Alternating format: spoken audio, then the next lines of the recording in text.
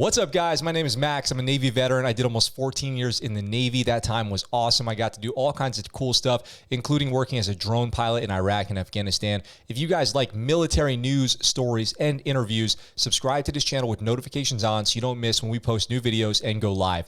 We're live Sunday through Thursday, 1800 Pacific Standard Time, with breaking news stories, daily military news, fun stuff. We're always having a good time here. So if you're into it, subscribe, stay tuned. It's going to be awesome. And let's get right into today's clip. Let's get into it. So the New York Times did this investigation, this great investigation, really good, into the reported killing of civilians. So on the final days after the suicide bombing, there was a drone strike on a suspected vehicle full of explosives that was heading towards where people are, where people were evacuating, and it was to prevent another attack. That's what we were told. Joe Biden, and the generals in the military were saying that they had, conducted this drone strike, killed ISIS terrorists who were getting ready to go attack Americans and Afghanis. But then the Afghanis started to say, wait, those were civilians. 7 civilians, including children, were killed. Those weren't terrorists. And then the military said that they had intelligence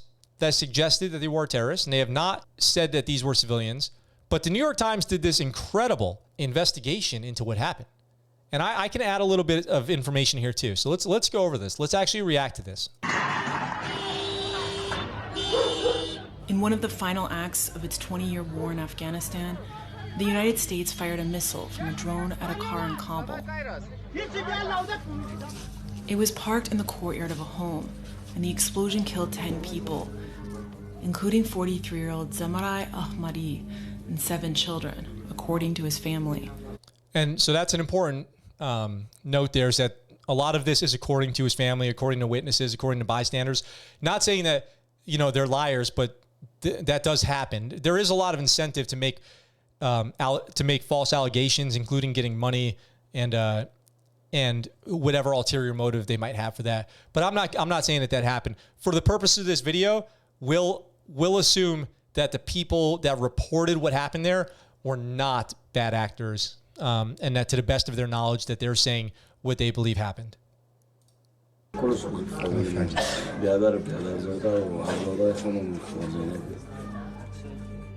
Pentagon claimed that Ahmadi was a facilitator for the Islamic State and that his car was packed with explosives, posing an imminent threat to U.S. troops guarding the evacuation at the Kabul airport. An attack like that, a vehicle full of explosives, is one of the deadliest weapons that terrorists have. It's called a vehicle-borne IED, a VBED, a VBIED, and it's a very common tactic throughout the entire war, but especially, for example, in Mosul in Iraq during the occupation of ISIS, when the United States and Iraqi forces were clearing the streets. The ISIS fighters packed vehicles with HME 5, 6, 10 times a day, charged them at Iraqi and American checkpoints and units, and detonated them. They're extraordinarily deadly and extremely difficult to stop before they get close enough to where you're in their effective blast radius. So this is a time-sensitive target, a TST, that is, hard to explain the devastation that one of these VBIEDs can cause. So you have to make a decision with the information that you have. This is also 3 days after the suicide bombing that killed the 13 Americans and scores of Afghans. So they're going to talk about why they did it here in a second. The procedures were correctly followed, and it was a righteous strike. That's General Mark Milley, the current chairman of the Joint Chiefs of Staff, who has been very vocal in the past few months. You guys probably seen him. And he just described this strike, talking about this drone strike, as a righteous strike. What the military apparently didn't know was that Ahmadi was a longtime aid worker who colleagues and family members said spent the hours before he died running office errands and ended his day by pulling up to his house. Soon after, his Toyota was hit with a 20-pound Hellfire missile. Hellfire missiles are fired from drones very commonly. They're laser guided. They can be extremely accurately employed with little collateral damage, but there's going to be some, I think probably like a 20-meter collateral damage range. They work by blasting basically shrapnel in every direction. They can penetrate into targets, so through the roof of a vehicle, the roof of a building. They can even be fired through doors and windows, and they can be set to explode above like an airburst or after they hit the target, or with a several millisecond delay after they hit the target. There's a lot of ways to employ Hellfire missiles, but just generally laser guided, highly accurate, highly effective weapons to use to prosecute targets by the United States. What was interpreted as the suspicious moves of a terrorist may have just been an average day in his life. I kind of shrugged when I said highly effective there. I've seen people get hit directly with Hellfires and walk away, just as a side note. And it's possible that what the military saw Ahmadi loading into his car were water canisters he was bringing home to his family. So just to put this in perspective, the average Afghan male, weighs 140 to 150 pounds. Many of them that I've met, I could wrap my hand around their bicep completely and touch my fingers together. They wouldn't be carrying around 2, 3, 4 of these jugs if they were full, but these jugs are very frequently used for HME, homemade explosives. They'll fill these up, they'll string them together with det cord, whatever, and put them into and rig them onto a trigger and use them to detonate massive explosions. Explosives. Using never-before-seen security camera footage of Ahmadi, interviews with his family, co-workers, and witnesses, we will piece together, for the first time, his movements in the hours before he was killed.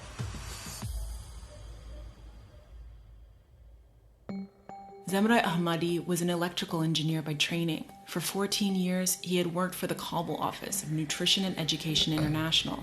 NEI established a total of 11 soybean processing plants in Afghanistan. It's a California-based NGO that fights malnutrition. On most days, he drove one of the company's white Toyota Corollas, taking his colleagues to and from work and distributing the NGO's food to Afghans displaced. Toyota is effectively the sponsor of terrorism as well. A Toyota Hilux, a Toyota Corolla, very, very common vehicles in Iraq, Afghanistan. And we jokingly say, we joke about Toyota Hiluxes all the time. You see a Hilux and you see it filled up with something in the bed of the truck, it's probably bad. It's probably bad news. War. Only 3 days before Ahmadi was killed, 13 U.S. troops and more than 170 Afghan civilians died in an Islamic State suicide attack at the airport. The military had given lower-level commanders the authority to order airstrikes earlier in the evacuation, and they were bracing for what they feared was another imminent attack. So it was reported that the United States had intelligence that there was going to be another attack. It's not clear if that's human, SIGINT, imminent, whatever it was, whatever type of specific intelligence that they were using, or a combination of such that led them to believe this other attack was happening that day. To reconstruct Ahmadi's movement on August 29th, in the hours before he was killed, the Times pieced together the security camera footage from his office with interviews with more than a dozen of Ahmadi's colleagues and family members. Ahmadi appears to have left his home around 9 a.m. He then picked up a colleague and his boss's laptop near his house. It's around this time that the U.S. military claimed it observed a white sedan leaving an alleged Islamic State safe house around 5 kilometers northwest of the airport. Now, they don't go on to say too much about how they knew a safe house is a safe house, or, why that particular vehicle became suspicious. But what I'll say is we're talking about an area that's been under aerial surveillance for, 20 years. So this could be, it's very possible that at some point in time, someone, and this could be days earlier, weeks earlier, or years earlier, marked that particular building as a terrorist safe house. I'd be curious to know, when was the last time, nefarious pattern of life was observed? When was the last time weapons were seen coming in and out? When was the last time they had hits on, high value targets going in and out of there? It could be that somebody was just looking at a map that had a location pinned with a little label that said, bad guy house, something like that. And they went off that. That's highly possible without me knowing more information about it. That's why the U.S. military said they tracked Ahmadi's Corolla that day. They also said they intercepted communications from the safe house instructing the car to make several stops. So, like I said, that without knowing when the last time they had nefarious activity done there, coming out of that safe house, and who was making those comms calls, I still have questions. If I was the investigator here, I would still have questions about it. Every colleague who rode with Ahmadi that day said what the military interpreted as a series of suspicious moves was just a typical day in his life. After It could all just be bad, unfortunate coincidences. Ahmadi picked up another colleague, the three stopped to get breakfast, and at 9:35 a.m., they arrived at the NGO's office. So he was going about his daily business at his job that he's held for over a decade. So that's something important to note. That morning, Ahmadi drove some of his coworkers to a Taliban-occupied police station to get permission for future food distribution at a new displacement camp. Which I guess would have been normal at this time because the Taliban had taken over the city effectively as the official government. So he was going to ask if it was okay if he went about this business that he was planning on, conducting without expecting any problems from the Taliban. Around 2 p.m., Ahmadi and his colleagues returned to the office. The security camera footage we obtained from the office is crucial to understanding what happens next. The camera's timestamp is off, but we went to the office and verified the time. We also matched an exact scene from the footage with a timestamped satellite image to confirm it was accurate. This is great investigation right here. This is absolutely top tier work to go through and find corroborating imagery to exactly when this vehicle passes this vehicle, this pedestrian was there at this time. This is strong work. I gotta tell him this is strong work right here. This is really, really, really well done investigating and research into confirming times and places that people were. This type of thing, this type of imagery collaboration is a critical component of what we did as drone pilots, as ISR professionals, looking at times and image and like times that other images were taken and comparing them to images that we're looking at now. This is I gotta give him credit for this one. This is really good. At 2:35 p.m., Ahmadi pulls out a hose, and then he and a coworker fill empty containers with water. Earlier that morning, we saw Ahmadi bring these same empty plastic containers. So you can confirm they're still empty because he wouldn't have been carrying 3 of those things like that. There's no chance. Office. There was a water shortage in his neighborhood, his family said, so he regularly brought water home from the office. At around filling those jugs with HME would have taken a lot longer than filling them with water. Something to consider as well. 3:38 p.m., a colleague moves Ahmadi's car further into the driveway. A senior U.S. official told us that at roughly the same time, the military saw Ahmadi's car pull into an unknown compound 8 to 12 kilometers southwest of the airport.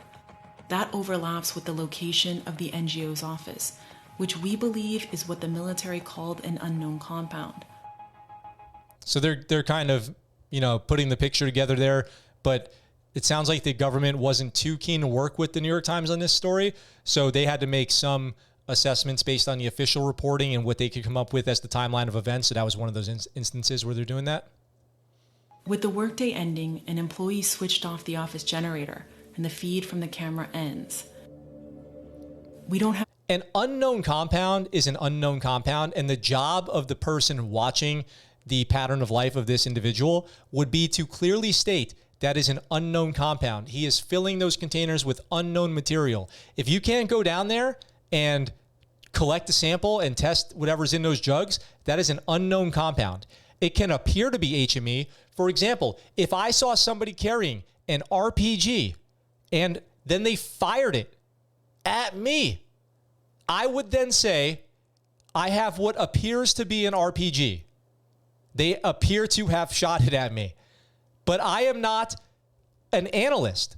So, this is I'm talking about me here, right? I don't know everyone involved in the kill chain in this incident, but in my case, I would never claim to know what a compound is or what jugs are filled with or what people are carrying unless I am a qualified analyst. as just a ISR professional, as just somebody conducting surveillance, I would never tell you what I know and don't know.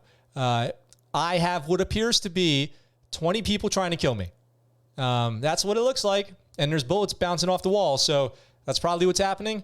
But I can't confirm. It appears to be. Those are the magic words. Footage of the moments that followed. But it's at this time, the military said, that its drone feed showed 4 men gingerly loading wrapped packages into the car. Gingerly, that's the most amazing time to use the word gingerly that I've ever heard. They couldn't tell what was inside them. This footage from earlier in the day shows what the men said they were carrying. Their laptops, one in a plastic shopping bag. And the only things in the trunk, Ahmadi's coworker said, were the water containers. Ahmadi dropped each one of them off, then drove to his home in a dense neighborhood near the airport. He backed into the home's small courtyard. Children surrounded the car, according to his brother.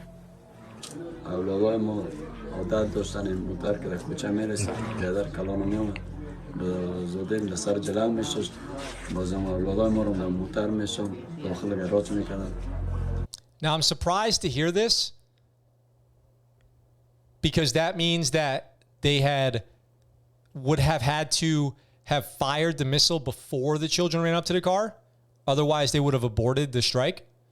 Actually, I'm going to let them keep talking for a second, then I'll see if they clear this up for me. A U.S. official said the military feared the car would leave again and go into an even more crowded street or to the airport itself. The drone operators, who hadn't been watching Ahmadi's home at all that day, quickly scanned the courtyard and said they saw only one adult male talking to the driver and no children. They decided this was the moment to strike. So from the time that a missile is fired to the time that it hits the target can take 30 to 45 seconds. Commonly, I'd average that out to about 30 seconds. So from the time that they decided to fire the missile, that would give 30 seconds, which is a long time for things to happen, for people to run out from inside the house into the car.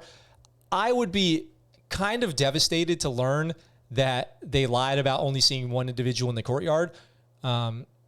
So the moments of the missile being fired to the time that it hit the car, I'm curious about that timeline of events.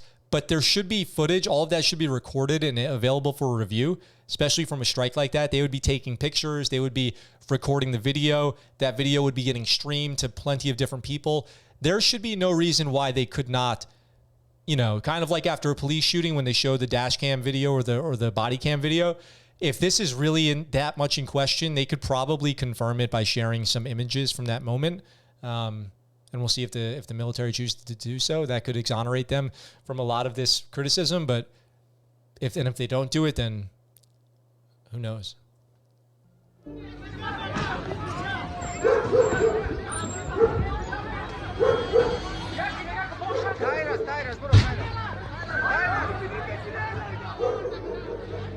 A U.S. official told us that the strike on Ahmadi's car was conducted by an MQ-9 Reaper drone that fired a single Hellfire missile with a 20-pound warhead. We found remnants of the missile, which experts said matched a Hellfire at the scene of the attack. In the days after the attack, the Pentagon repeatedly claimed that the missile strike set off other explosions, and that these likely killed the civilians in the courtyard. Significant secondary explosions from the targeted vehicle indicated the presence of a substantial amount of explosive material. Because there were secondary explosions, there's a reasonable conclusion to be made that there was explosives in that vehicle. Secondaries are common. If you do strike a target that is full of explosives, secondaries are very common. They can go off, all at once, or they could go off over the course of an hour, something like that. Secondary is very, very common, very, very common. So when you strike a vehicle with a Hellfire, if you're an experienced operator, you have this expectation of what that's going to look like, and it becomes apparent when you hit a vehicle that's full of explosives. You're going to see a much more significant blast. And then if you have an initial blast, and then a second, a third, a fourth, going in, especially if they project in different directions and come out of different parts of the vehicle, you can make a good assessment that you did strike explosives because you're getting those secondaries. But a senior military official later told us that it was only possible to probable that explosives in the car caused another blast. We gathered photos and videos of this. I don't know what that jargon, possible to probable, means. That's just mumbo jumbo talk as far as I'm concerned. Legal mumbo jumbo. Taken by journalists and visited the courtyard multiple times. We shared the evidence with 3 weapons experts who said the damage was consistent with the impact of a Hellfire missile. They pointed to the small crater beneath Ahmadi's car and the damage from the metal fragments of the warhead.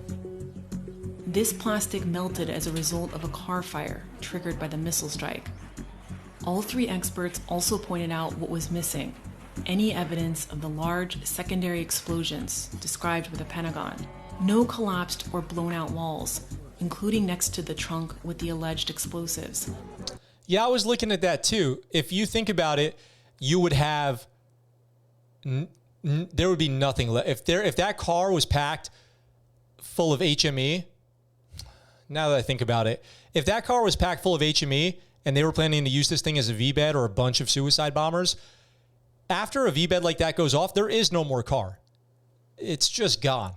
So the fact that that car is looking the way it does is, in my opinion, consistent with a single Hellfire, for what that's worth to you guys. No sign that a second car parked in the courtyard was overturned by a large blast. No destroyed vegetation. All of this matches what eyewitnesses told us, that a single missile exploded and triggered a large fire. There is one final detail visible in the wreckage: containers, identical to the ones that Ahmadi and his colleague filled with water and loaded into his trunk before heading home. Even though the military said the drone team watched the car for 8 hours that day, a senior official also said they weren't aware of any water containers. The Pentagon has not provided the Times with evidence of explosives in Ahmadi's vehicle or shared what they say is the intelligence that linked him to the Islamic State. But the morning after the US killed Ahmadi, the Islamic State did launch rockets at the airport from a residential area Ahmadi had driven through the previous day, and the vehicle they used was a white Toyota. I think the Times is implying there that this could be mistaken identity. It's really difficult to track vehicles through urban areas as they're making turns, and as so many vehicles are so similar, color, make, and model, and all that. It's the job of the operator of the platform that's viewing this to be very clear that they either have 100% confirmation that their eyes never went off that target, or that their eyes did go off the target and now they're only thinking it is likely the same, but they can't guarantee it. The U.S. military has so far acknowledged only 3 civilian deaths from its strike and says there is an investigation underway. They have also admitted to knowing nothing about Ahmadi before killing him, leading them to interpret the work of an engineer at a U.S. NGO as that of an Islamic State terrorist. 4 days before Ahmadi was killed, his employer had applied for his family to receive refugee resettlement in the United States. At the time of the strike, they were still awaiting approval. Looking to the U.S. for protection, they instead became some of the last victims in America's longest war.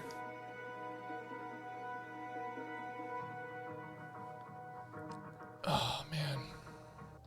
Wow. That's brutal. What's up, guys? Thanks for watching that clip from our live show. We're live right here on YouTube, Sunday through Thursday, 1800 Pacific Standard Time. If you want, come on by, join the chat. I'd love to hear from you. If you like that video and you want to see more, consider checking out this video right here or subscribing to the channel with this button right here. I look forward to talking to you really soon. I'm out for now.